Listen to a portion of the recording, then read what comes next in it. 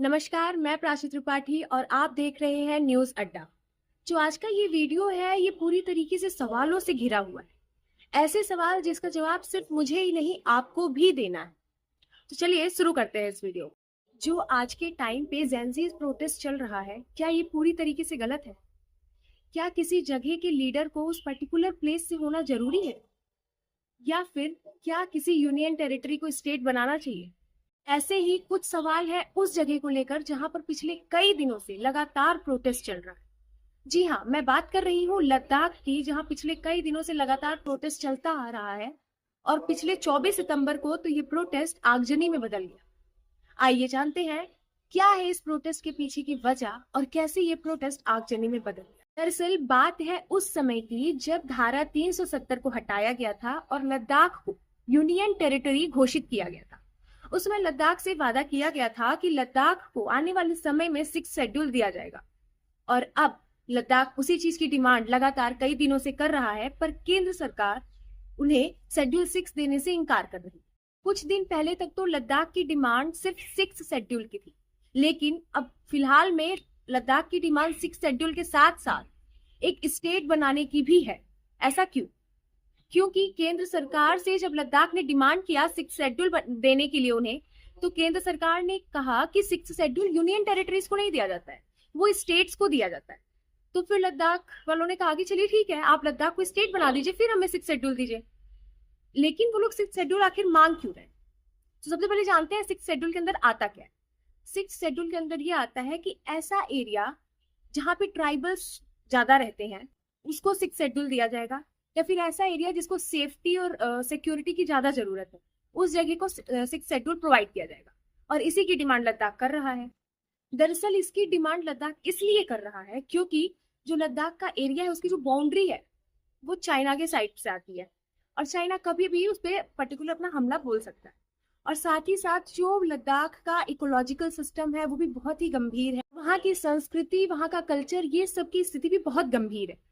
तो सोनम वांगचुक के साथ साथ पूरे लद्दाख वालों की ये डिमांड है कि उसे 6 शेड्यूल दिया जाए, एक टाइप की सिक्योरिटी प्रोवाइड की जाए और जो लद्दाख को जो भी लीडर रेगुलेट करे वो लीडर उस पर्टिकुलर एरिया का हो, यानी कि वहां पे भी लोकसभा सीट दी जाए।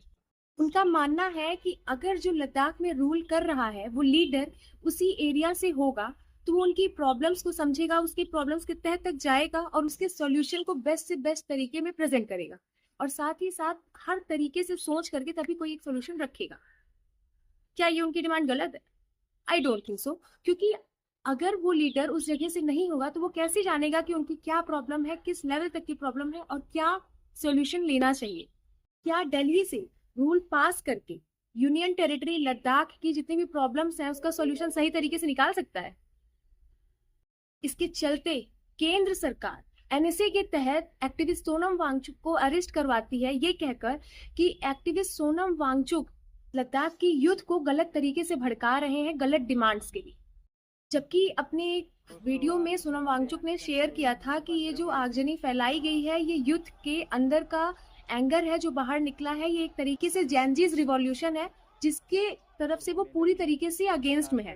उनका इसमें सपोर्ट का कोई हाथ नहीं है, ना ही उनके साथ किसी एक्टिविस्ट ने ऐसा कुछ सपोर्ट किया है उन्हें इस तरह करने के लिए। ये उनके अपने अंदर का गुस्सा है जो उनका बाहर निकला, जो कि पूरी तरीके से गलत है। इसके बाद भी सोनम वांगचुक को अरेस्ट किया जाता है और ऐसी ऐसी धाराएं लगाई गई हैं कि जिससे सोनम वांगचुक को जल्द से जल्द बेल मिलना बहुत ही मुश्किल है।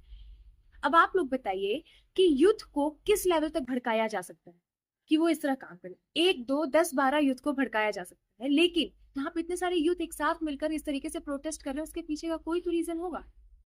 अपनी इकोलॉजिकल सिस्टम को बचाने के लिए, ज्योग्राफिकल लोकेशन को बचाने के लिए, अपनी संस्कृति को बचाने के लिए, ट्राइबल्स को बचाने के लिए, नौकरी पाने के लिए, जहां पर इस टाइम पे अनएम्प्लॉयमेंट बहुत ज्यादा है, इन सब के चलते उन लोगों के अंदर एंगर नहीं आएगा तो क्या आएगा कि 5 साल हो गए धारा 370 हटे, यूनियन टेरिटरी घोषित किए हुए, लेकिन अभी भी उनको वो चीजें नहीं मिल रही हैं जिसके लिए वो लोग इतना ज्यादा परेशान थे। और जब धारा 370 हटाई गई थी तो लद्दाख ने सबसे ज्यादा सेलिब्रेट किया था और सबसे ज्यादा खुश लद्दाख ही था, लेकिन लद्दाख ने जो सोचा था वो तो उसे मिला ही नहीं। वहां की यूथ का एंगर क्या गलत है? मुझे नहीं लगता कि उनके यूथ का एंगर जो है वो गलत। हाँ, ये हो सकता है कि उनका एक्शन लेने का तरीका थोड़ा गलत हो सकता है, बट इसके सिवा वो क्या कर सकते हैं, उनकी किसी तरीके से सुनी जा नहीं रही है। अब सवाल ये है कि क्या इतने प्रोटेस्ट के बाद लद्दाख को 6th शेड्यूल प्रोवाइड किया जाएगा, लद्दाख को स्टेट होल्ड दी जाएगी, लद्दाख की प्रॉब्लम सुनी जाएगी, लद्दाख का लीडर लद्दाख से ही होगा? इन सब का जवाब आप लोग बताइए कमेंट सेक्शन में। Thank you for watching news अड्डा।